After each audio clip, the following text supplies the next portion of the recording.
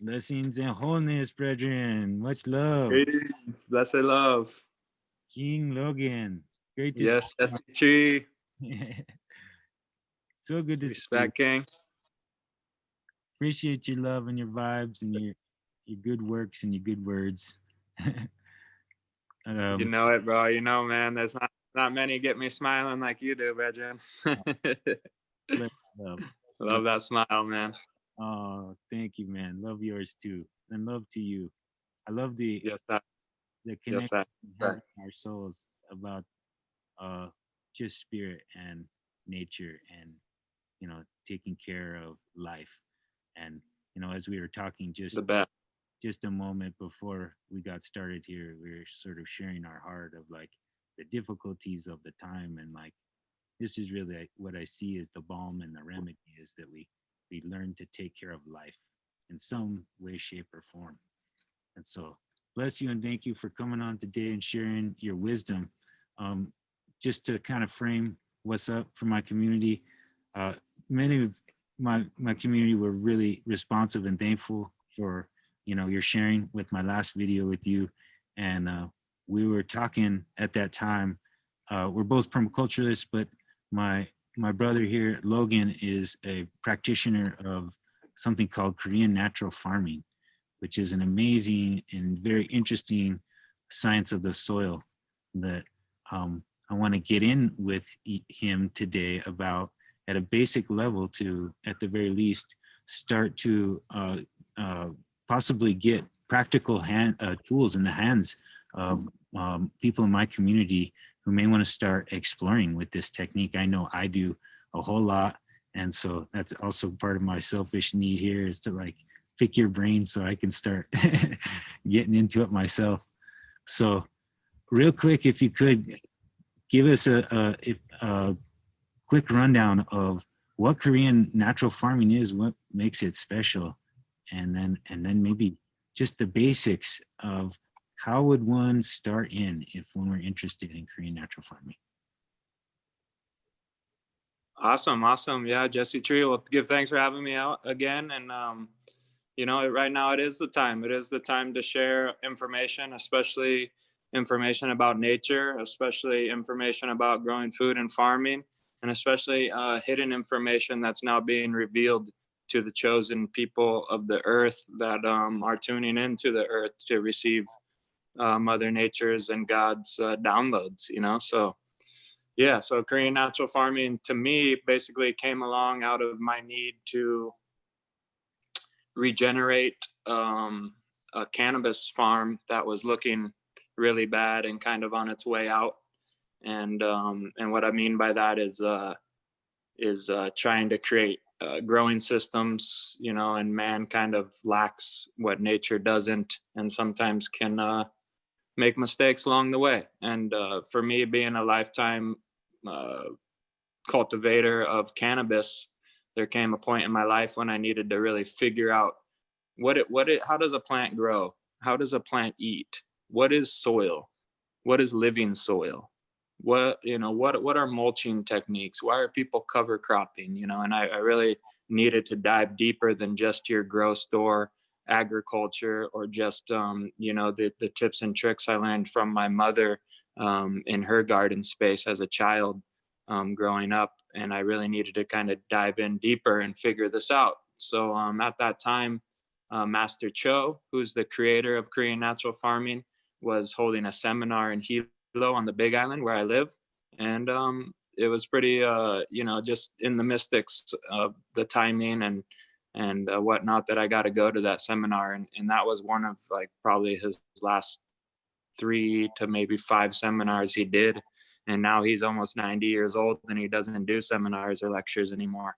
So it's kind of up to us to carry on his life work. And what that life work is I'll just jump right into it. It's basically it's a method of farming. It's a simple method of farming, and it's a natural method of farming. Now, the basic principles of Korean natural farming is working with nature, working with God, not working with companies. So what I mean by that is that you're going to be able to create all your own nutrients and basically everything that agricultural system would need right on your own property, right on your own farm. You don't need to go to any agricultural stores ever again. You might need to go to the grocery store, but that's about it. And you can also scale these methods to even more simpler and more natural methods that you'll see once I start explaining, where once we return fertility to the agricultural system, a lot of the inputs that you're going to make and the fertilizers you won't even need anymore. You'll just need to keep cover cropping and mulching as your systems grow. So anyway, Korean natural farming is it's a system that's trying to bring biodiversity in the form of microorganisms back into your system. So if it's, and what I mean by systems, I mean like a garden plot, a permaculture food forest, an orchard, a backyard small garden, a greenhouse, a small greenhouse, a large greenhouse, an open air greenhouse. These are agricultural systems. Do you want to add anything? Sorry to interrupt. I just wanted to just say, and also the human, this extends, this is my point of fascination as Great point. is that this is all part of the one, and just to kind of repeat some of the information we were talking about with last time, is that these systems in the soil are also the systems that comprise our body. So I don't want to take 100% away from your sharing, but yeah, 100%. The last time we talked and we talked about the microbiome and it being basically the powerhouse of the immune system, and that your internal microbiome is very, very important, and that in Korean natural farming, and actually in like Rudolf Steiner's biodynamic farming, it teaches that the human is basically a plant, and the roots of a tree would be your digestive system, because in a tree, the root system is its digestive and eating and excrement system. So it intakes and outtakes through its roots the majority of food, just like the humans do. Just like a plant has photosynthesis of the leaf to feed it energy, just like the human has the photosynthesis of the skin to create, vitamin D and different nutrients that we need to survive. So that is actually a big point of Korean natural farming, is that the plant, the human, the microbe, the animal are all the same design. So what I mean by that is, and I teach this in my 101 course, is that we all eat, sleep, poop and pee, reproduce. We all breathe.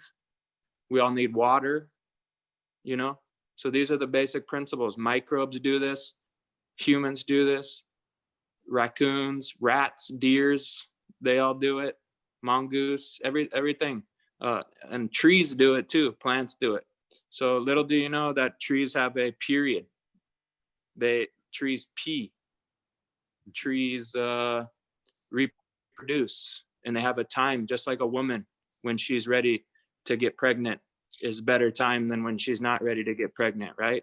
So in Korean natural farming, we pay attention to these things, and these are the cycles of what we call nutrient cycling. That's a key and an interesting point to me. This is something, it's a permaculturalist. I learned to work on soil and to feed the microbes and, the fungi, and to, increase that biodiversity through, inoculants and, wood chips and, for substrate medium and stuff. But this is what's kind of more unique about Korean natural farming. Here's a chart, for instance, about like the childhood, adolescence, and adulthood of plants. This is something that I'm aware of, obviously, and all gardeners are, of like seed to sprout to, fruit to flower, or flower to fruit. But to recognize the different places and where nutrient is needed in different places at different times, similarly to, like I study in herbalism, human beings as they grow, So carrying, yeah. There's a one.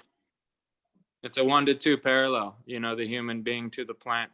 And you're right, like in an annual, it's easy to see that cycle of a seedling being a young baby, it coming in and then starting to flower, it being like a teenager, it fruiting up and maturing, being an adult, and it dying and dropping its fruit and withering back, being an elder. So these are easy to see in a perennial, I mean, in an annual, and it's also easy to see in a climate like yours, like where you see these 4 distinct seasons happen and kind of watch these plants, because even a perennial will go through these cycles every year. It'll go from infancy to maturity to death, and it'll recycle again. So yeah, so you're right. Part of Korean natural farming is paying attention to where your plant is. What Master Cho says, right time, right nutrient, right dose. So now we'll jump into these nutrients that you get to make on your farm. And you're right. So the main core of Korean natural farming is indigenous microorganism use. So utilizing the microorganisms that are indigenous to your area, to your farm, to an apex forest nearest your farm. Okay, so just like in permaculture, when you collect the wood chips, you make compost tea. The whole point of all that is to up your microorganism, because microorganisms equate fertility. So the more microorganisms and biodiversity in your soil, the more fertility that will give to your plant. So the way that we approach that in Korean natural farming is called IMO, indigenous microorganisms. And it's actually a pretty simple process. I'll bring up the page here in my notebook just to show you guys. So what it is, it's super basic, and what's pictured here is this is a successful collection of IMO, and what it is, it's a basket of just rice. So I'll explain it real quick. What we're doing is we're going to go to an apex area, so the most undisturbed area near your farm. So if you even have to drive to a nearby forest that's very undisturbed, go to that nearest forest. If you can go to a spot on your property, on your farm, that's undisturbed by man for at least 3 to 4 years, that's the best. Under a sweet feeding fruit tree, even better. In the tropics, Master Cho recommends bamboo patches because their roots put out their own sugars. It's part of the makeup of that plant. It's high in the root zone's high in carbohydrate.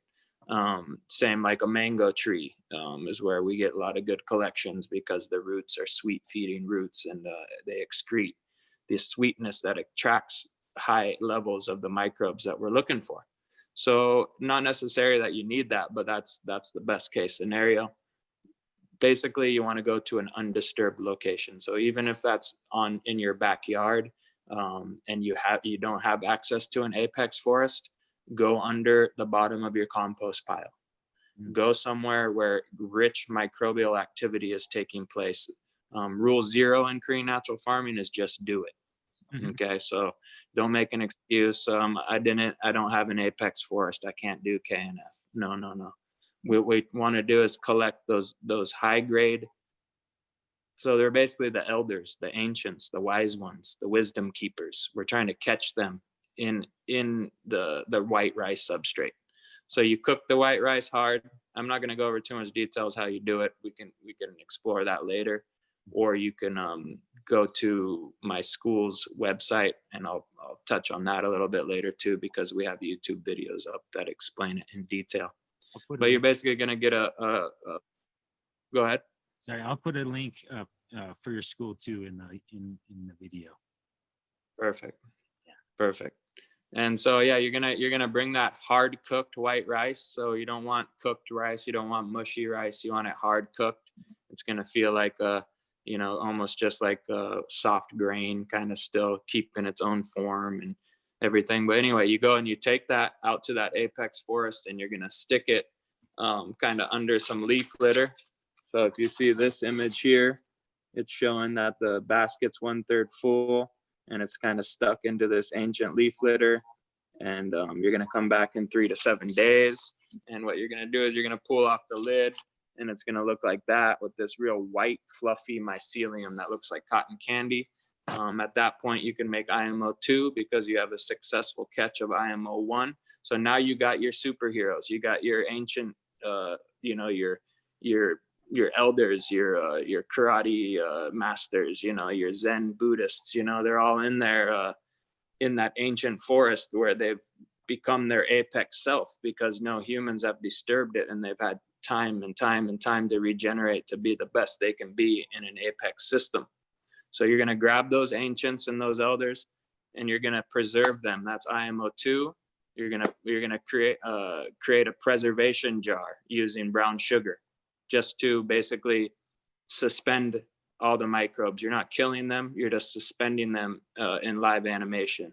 So the science behind that is the sugar molecule overtakes the water molecule, and the microbe just becomes bloated, and it just sits there. And it can sit there like that for 3 to 6 months, depending on the conditions outside. And now you have your IMO2. That's your super inoculant to then inoculate your IMO3. If people are familiar with bokashi, you know what bokashi is? I know Bokashi is like that Japanese. Yeah, a lot of permaculturalists and organic farmers know bokashi, the Japanese EM1 that is grown out on a rice bran or some kind of wheat mill run substrate. Well, we're going to do the same thing, but we're not just going to use the EM1, which is effective microorganism 1. We're going to use the IMO 1 million. So effective microorganism 1 million is what we're going to go with. EM1, they isolated 2, 3, 4 microbes that are responsible for fertility, and now they cultivate those alone. What we're going to do is depend on nature to give us diversity, and in that apex system, and then cultivate those out onto the rice bran. So that's where the difference is. That's what, to me. IMO3. Sorry to interject there, but that's the brilliance about this. No. In my view, this, like you're saying, this is like the wisdom keepers, the ninjas of your ecosystem. They have been adapting here for, billions of years. And the genetic diversity of these, I was seeing, we have a genetic diversity of between 10,000 and 30,000 genes. Some of these microbes have on the order of trillions or more. So they really are like Einsteins. And, so to populate as many Einsteins into your soil as possible. I don't know if Einstein's a good, a brilliant person. Right. we got your point. Yeah. Mozart maybe, or Bob Marley in our case, right? Yeah.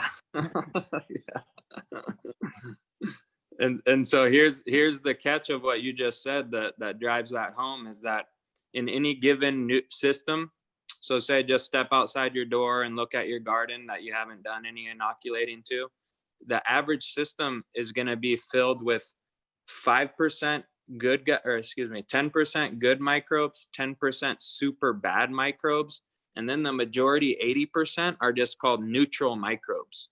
They're basically just like doing their job and kind of just floating around, but they're heavily influenced by other microbes. So what this is showing us is that if we overload the system with teachers, with the elders, with the ancients from that system, they're going to start teaching the 80% of neutral microbes to be good guys.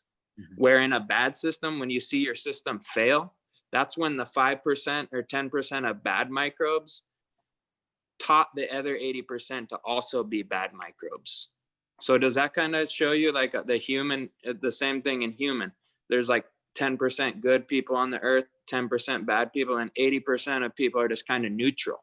So the same thing with microbes. And then it depends on who influences you on where those 80% are going to go. Did you watch TV and television all day? Are you scared for your life, and you're going to start leaning with those bad guys and start feeding into their energy? Or are you practicing natural health and breathing fresh air and doing exercising, playing sports, hanging out with your kids, gardening? Because then that's going to influence people to be like that, So it's the same thing with the microbes.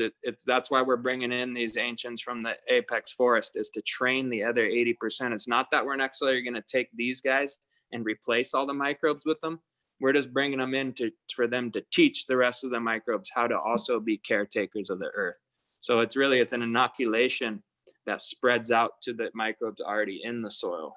where if you were to throw EM1 or Bokashi, you might get a good outcome for a little while, but as soon as the indigenous microbes eat those, train those microbes to do something else, that Bokashi is now rendered useless. You know what I mean? So it might go for a few months or a few weeks or even 3 months in your cycle and help you, but pretty soon it's going to die back and it's just going to be replaced with the natural cycle, or the natural microbes. So with IMO, we're trying to set ourselves up for success in the future. And so we're setting a foundation. So really, this is just called soil foundation, what I'm explaining right now. And once you got your IMO3, which is the Bokashi, you make your IMO4. At that point, you're actually introducing your local soil to that Bokashi, and you're going to ferment it one more time. And that's your finished product, your IMO4. Now you can take that and make compost teas with it. And now you're making that super compost tea. Instead of just grabbing the compost or the earthworm castings, you're still going to throw those in your compost tea, but you're going to put a scoop of this IMO4, which is your grandfather, super ninja Zen masters. The Bob Marley microbes are gonna also be in that brew and train the rest of the microbes to be good guys and to help with fertility in your system. So the peak of Korean natural farming, there's 9 core solutions, we call them, because Babylon's got problems, but we got solutions. There's 9 core solutions. What I just explained to you is IMO, just one of the solutions, but actually the most important one, the indigenous microorganism, is the most important one, and all the rest of them are to support those microorganisms and to help them be the best they can be. So we just talked about the best of the 9. So that's the first thing to master then, I would, presume. And in my experience in becoming a master at anything, you master the basics, of course. And true. That's where the only point questions that I might like to put you through with respect to my experimentation so far. I think I did 3 collections. I have, kind of, you can see behind me, there's this little bit of cottonwood forest that was untouched. Mm-hmm. Lots of, leaf litter, and you could sort of see the mycelium under there.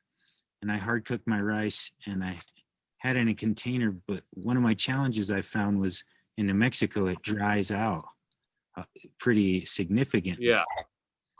I wonder, and I had it Big under time. layer, but it was only like that much, and I'm wondering if you might have any tips or tricks that might lend to help my success. Yes, I do for sure. So using the basic principles, then you need to adjust for your climate. So the hard cooked rice I would use in Hawaii, I'll refrigerate it for 24 hours to make sure it's extra dry and extra hard cooked, because the moisture in my environment is at like 80% humidity all the time, or raining or in between that, so I want extra dry rice, where you are going to possibly be super dry, depending on when you collect, and you're going to want to have your rice a little bit more moist, still hard cooked, but on the moist side of hard cooked.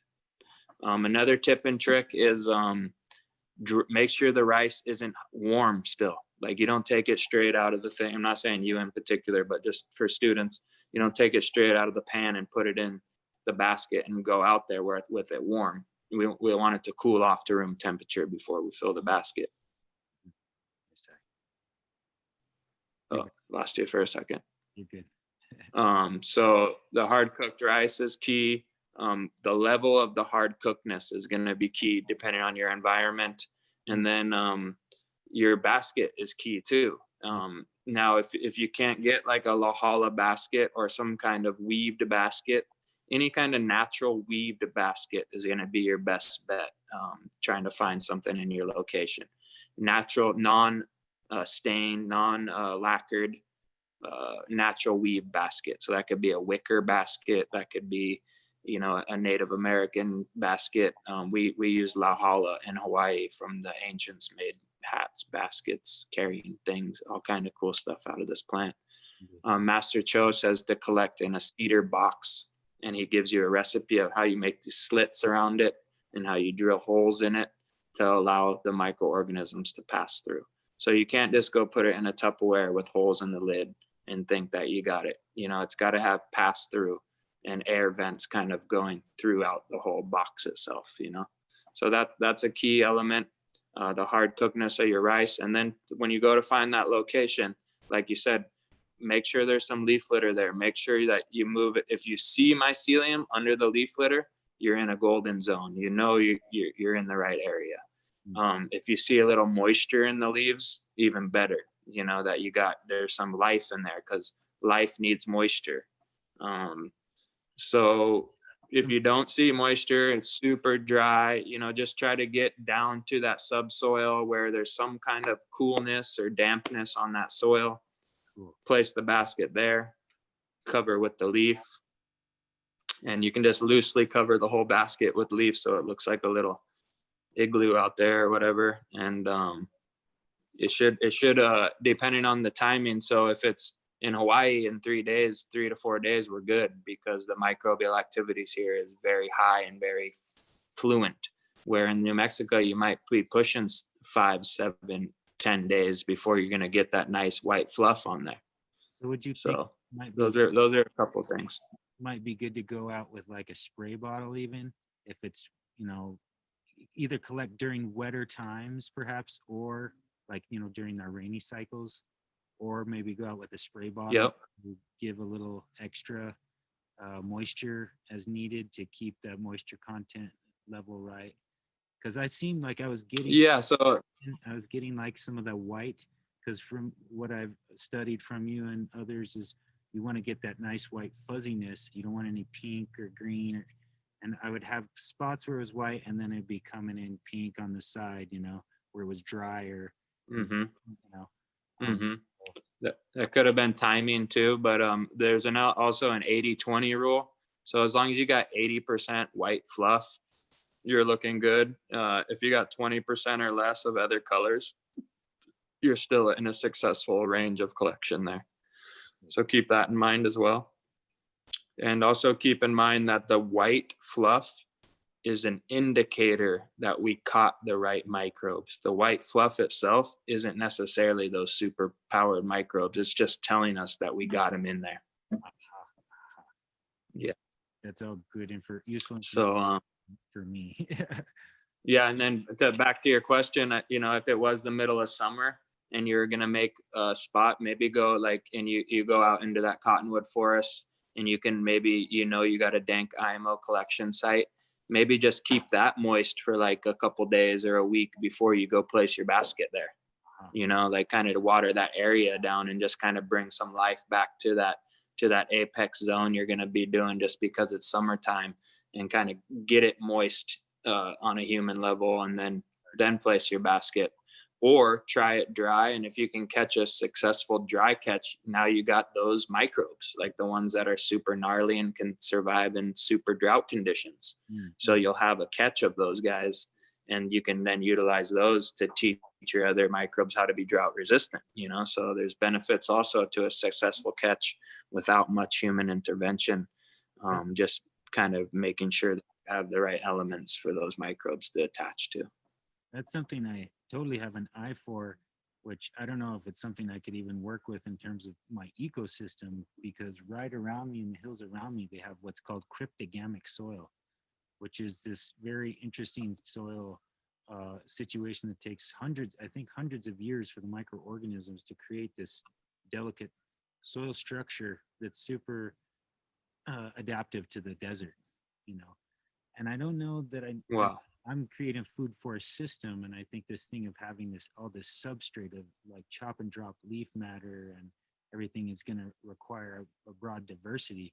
But you know, I seek to look for those really brilliant adaptive microbes to my ecosystem, and this whole sort of view and discussion. It seems like those would be the guys, but I also, we have our riparian systems and our forest systems. And so I'm going to play with all those you know, and like you said, just keep coming at it. Um, uh, one more thing I wanted to ask you about, sort of backing up to IMO 2, that's just the adding of brown sugar or molasses at that point. Is that correct? We want to say the original book said molasses, but through our experimentation over the years, we want to stay away from molasses. There's too much water in it. Huh. So brown sugar is So any powdered sugar, brown sugar. coconut If sugar. you want to keep it really like really ital and really good, coconut sugar. Yeah, yeah. You know, date sugar will work. Granulated maple dried out maple syrup will work. You know, anything that's that powdered sugar, basically anything in a granular powder form. And now you don't want crystallized sugar like the big chunky you know, raw sugar. You want it more like granulated sugar because you need it to coat the product. And that could jump into the next input. But yeah, the sugar is important. In IMO 2, you're just basically adding equal parts of IMO 1 and equal parts of brown sugar, and you're gonna preserve them in a jar. And like what it says here is like how talking about what we were just talking about, like you could collect one in the summer, one in the winter, one in the spring, and you want to keep these for up to a year. And then you'll have all that biodiversity collected in these jars. When you go to make your IMO 4, you can make it with all that diversity, you know, the summer, the winter, and then all those microbes are then going to train your system to be that much more resilient and diverse, you know.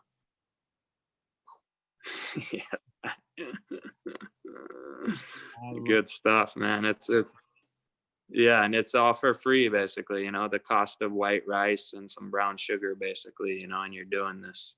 I do have other recipes for simpler IMO collection that we could get into maybe a different time, or if you want to hear them now. Yeah, Master Cho's son. You want to hear another IMO collection style? give us a simple one for us newbies, please. Okay, this is called the cheapest IMO you could ever get and the easiest IMO you could ever get, and I'll break it down for you real quick. All you're gonna do is get a bucket of fresh water. There might be a graphic in here, but no, not in this packet. The packet you got's got it. I'll get it. But it's called JFL. JLF, Jadam liquid fertilizer. It's our grass fertilizer. It might be called in there on the second or third page, maybe. But anyway, it's really simple. Yeah, that's the one. The cheap food, right? Exactly. So that's the recipe right there. And this is taught by Master Cho's son. And if you want to get his book, it's called Jadam, Jadam, and it's on Amazon. And it's the cheapest way to take care of your farm is the Jadam method. I'm not going to dive into it too much here, but Master Cho's son came up with a Jadam method after feeling that his dad's method was a little bit too involved. And anyway, I'll jump into his recipe. You fill that bucket up with water. Well, actually, the food with the grass, that's a little different. I'm talking about the JMS. I'm sorry. Yeah, that one's a little different. That's a grass fertilizer. I don't know if this recipe is actually in that book. There's this one, ultra called JMS. I don't see it. Yeah, ultra cheap microbes. Yeah, is that the one? Yeah, that's the one. Okay. That's the one. All right. Yeah, that's the one right there. I'm sorry. Yeah. Cool. So what that's showing you is that you're just going to take a bucket, fill it with water. You're going to add a little bit of sea salt or seawater. And then you're going to add about a pound per 30 gallons of water. You're going to add about a pound of cooked potato. So there on the end, it's showing that taro root.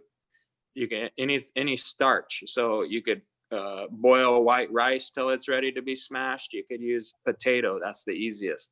So you're going to use a white potato, any kind of starch, sweet potato. You're going to cook it, and then you're going to massage it through a compost bag or something, so it liquefies. And so now you're going to have that starch water with the sea salt in it. And then you're going to go out to that apex forest that we talked about and collect those microbes. Instead of collecting them on the substrate, you're going to grab a handful of them, maybe 2 handfuls of them, and maybe go to another spot on your farm that has some good fertility in the dirt. You're going to grab a handful of that. Maybe you got a compost bin or a worm bin that's going off and you got some really dank compost. Grab a handful of that. And now you're going to throw that into that bucket.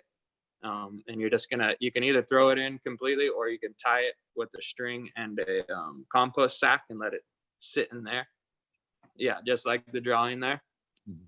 And basically within about 72 hours, I believe, about 72 hours, you're gonna have a microbial rich brew just from letting it sit. So what the science is that those grandfather microbes you got from the apex forest, you're now introducing them to water, which multiplies them, a food source for them to feed on, the carbohydrate, and the sea salt mineral to strengthen them and to give them more food source. So that's the cheapest way to collect IMO in your yard right there. It's cheapest, easiest, done deal. You can dilute that 1 to 10. You can use it full strength. You can foliar spray with it. That's a really cheap IMO method right there. Not to go too far off track, but. And for people out there who are interested, this is the book that I got from Logan. Logan, can people get this through you? They can go to right there. That's my brother and Drake. He's a really good friend of mine, and he's one of the other teachers of this method out here on the island. And he has a website called naturalfarminghawaii.net, and he sells these pure KNF booklets. Cool. And so, like, I could use, for instance, that quick, cheaper method to this year kickstart my farm while I'm doing this more intricate collection tactic and get my stuff times a year, different places, and start to develop that and really get it sort of evolved or aged, and then next year it'll be ready for my farm and I can start really like turning it on. That sounds cool. So the IMO 1 through 4 takes about 21 days to about a month to complete, because you're fermenting, you're collecting and then fermenting twice. The fermentation can take anywhere from 7 to 14 days each cycle. So you'll be ready to use your IMO 4 within a month of starting that process. But this, like I said, you're done in 48 to 72 hours and you're spraying it onto your farm. And it's not going to be as potent or as good as IMO 4 per se, but it's magical and it's great on its own right, And the rest of this is super cool. I think definitely we'll want to make it for another time because of the extensiveness of this knowledge system, Okay. Just explain here briefly about, we have now here these other 9 solutions that we create. And it was really interesting me when at your farm, you showed me ones, that were made of, cannabis, for growing cannabis. Like you feed the microorganisms of the plant that you're going to grow specifically.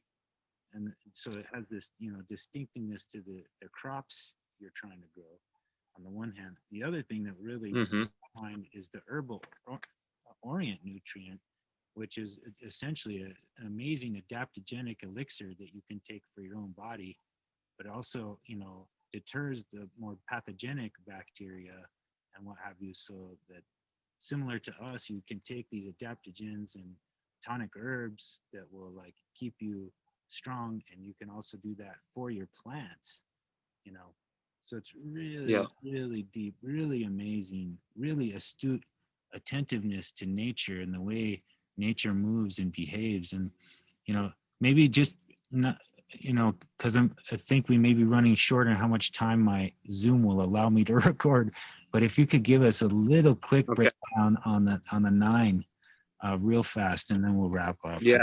I could talk to you all day, but okay, I'll do that. I'll do that. I'll try to make this quick. Just to touch on one thing that you said real fast, the one principle in natural farming and KNF in particular is same plant, same mulch with same plant. So feed with same plant. So cannabis to cannabis. What does nature do? So the whole thing is we're mimicking nature. Nature on a mango tree, the mango leaves and the mango fruit are the main source of food for a mango tree. So we want to keep those principles alive. Just observe nature and follow them. Real quick, the rest of the 9 core nutrients here, it's a little different version, handwritten version I have of the same thing you have. And you're going to need to make most of these to create your IMO 3 and 4 pile. So the best way to get started, actually, instead of jumping right into IMO, is to make an FPJ, the most easiest, simple input that is available to make in Korean natural farming. It's 1-to-1 brown sugar to plant matter, plant material.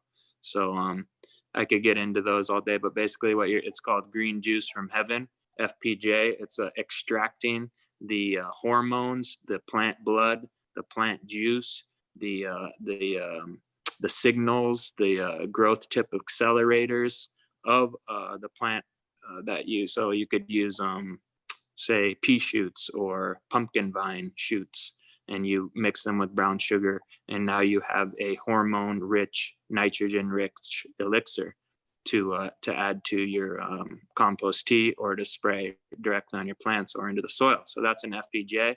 Those are also human grade, and almost any plant can be used to extract their essence and their bioflavonoids. So you can make one out of like we make one out of lemons, and we add it to sparkling water to drink, and it's the original Sprite.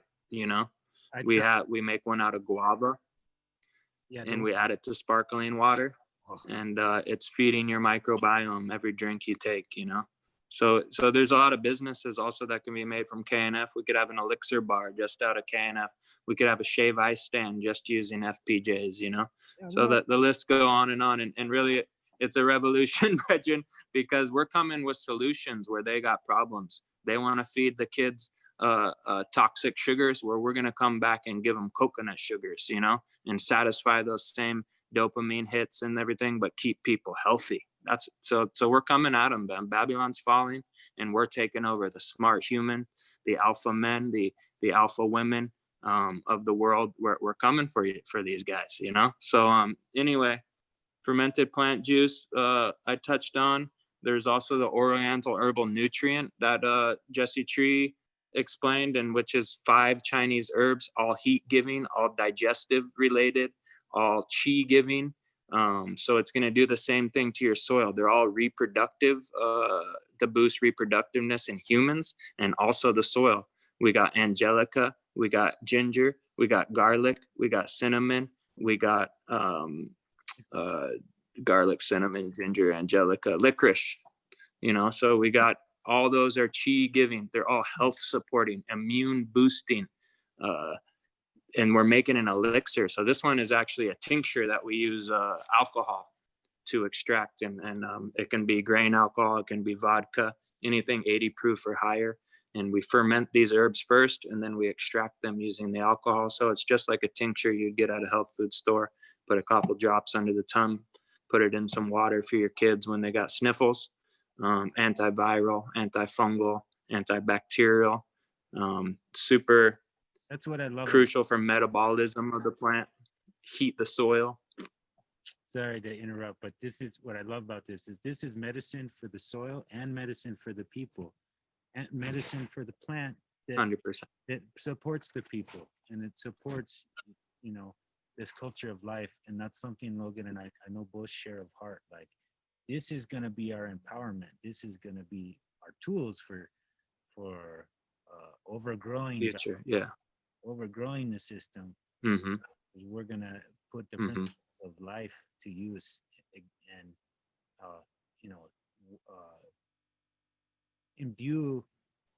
use the natural intelligence in everything, honor and respect it, and use it together to imbue more nobility, more integrity, more strength, more, life, more respect.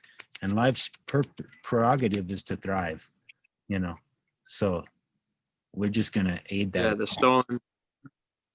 the stolen link, you know, the missing link, they say, you know, but it's really just the hidden link, you know, that they hid from us, that we all once knew, and we're just remembering it, membering again, you know. So membering to the truth again.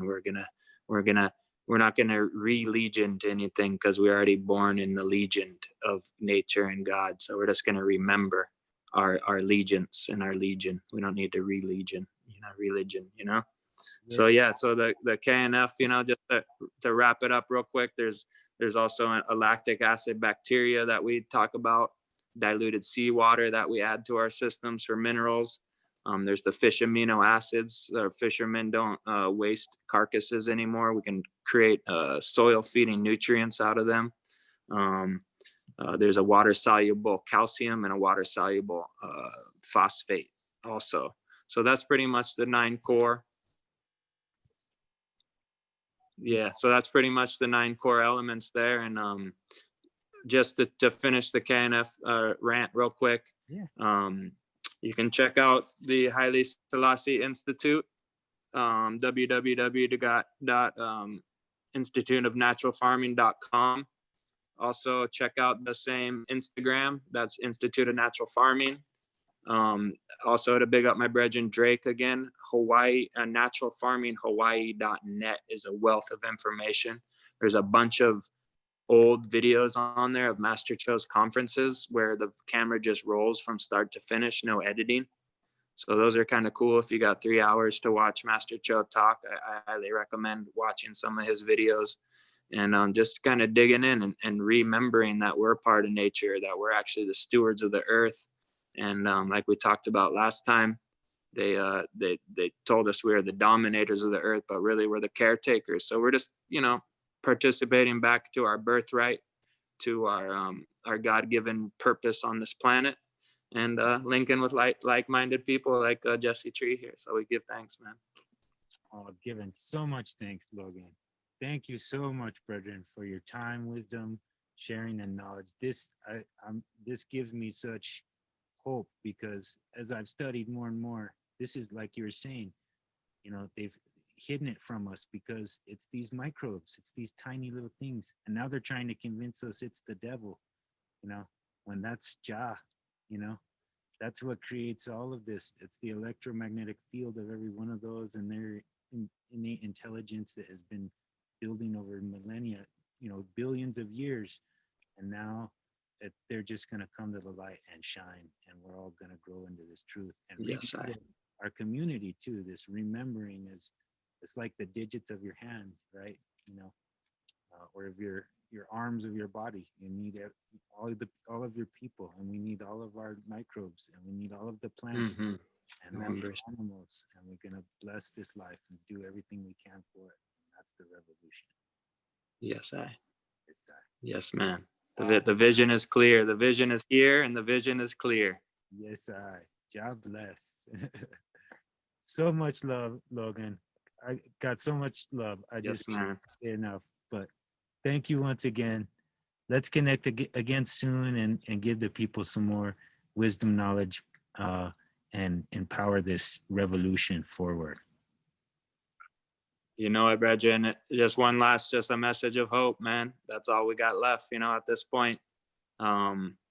Message of hope that, you know, Jah will prevail, that the microbes will live on, and that health will overcome wealth. You know what I mean?